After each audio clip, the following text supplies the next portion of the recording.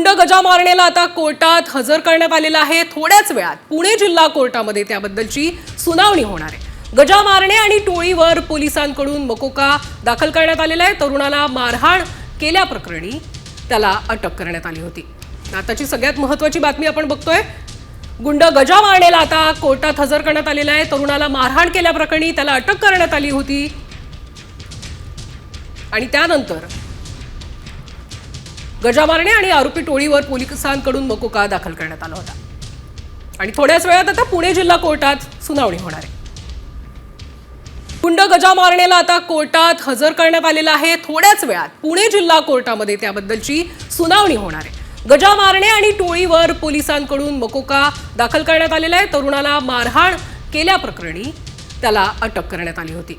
आताची सगळ्यात महत्त्वाची बातमी आपण बघतोय। गुंड गजा मारणेला आता कोर्टात हजर करण्यात आलेला आहे। तरुणाला मारहाण केल्याप्रकरणी त्याला अटक करण्यात आली होती आणि त्यानंतर